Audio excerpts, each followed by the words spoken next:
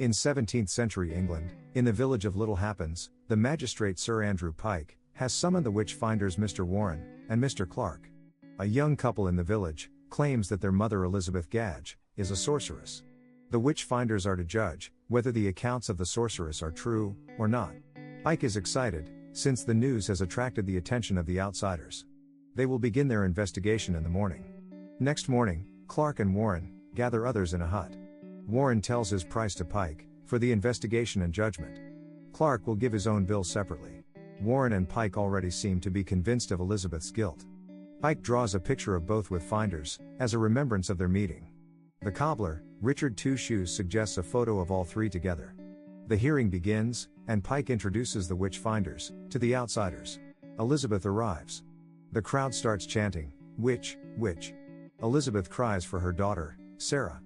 Pike tells Elizabeth that she has been accused of witchcraft and sorcery. She is on a trial for the same. Sarah and her husband Thomas are witnesses.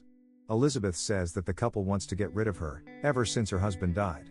She urges that she was going to move out within 1 month to the next village. Pike calls for Sarah and Thomas to testify.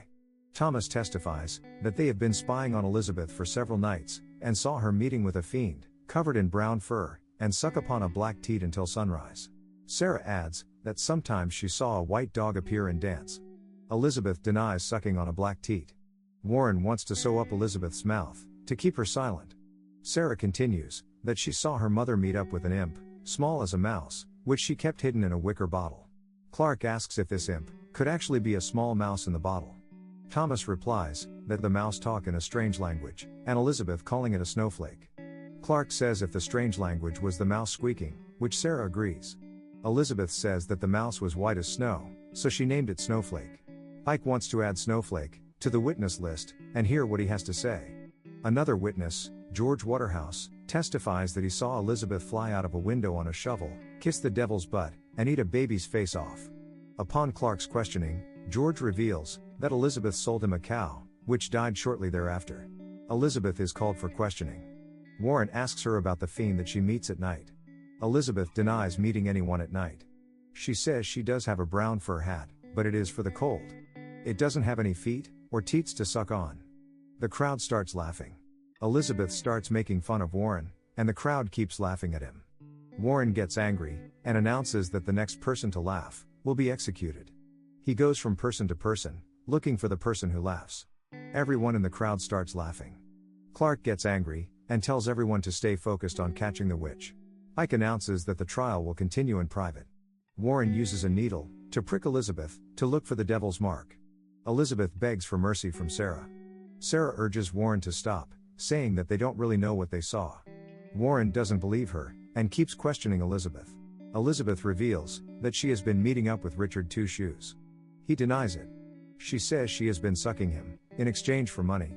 Richard denies and says that his wife, Goody Two Shoes, will vouch for him. Warren questions Richard and Goody. Elizabeth says she needed money for rent. Richard always cried his wife's name while climaxing. She tells Goody that he didn't like her teeth. Richard denies, saying Goody can suck like leech. Elizabeth urges Richard to tell the truth, otherwise they will burn her. But Richard still denies meeting with her.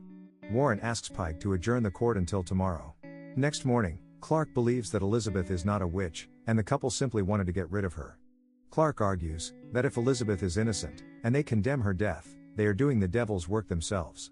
Warren threatens Clarke with treason. They bring Elizabeth in, who seems taller than before. Warren reveals that she has been stretched, meaning she was tortured to get to the truth. Elizabeth still refuses to confess. Warren suggests one final test. Snowflake is called into the court. The mouse is released from the bottle.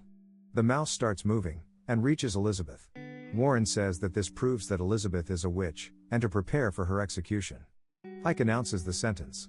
Clarke leaves in anger. Sarah and Thomas approach Elizabeth, who is bound and hooded, to say their final goodbyes. They tell her that they burned all her belongings and are soon going to move into her room. The next door neighbor is planning to do the same to their mother. Clarke arrives and asks the couple to leave.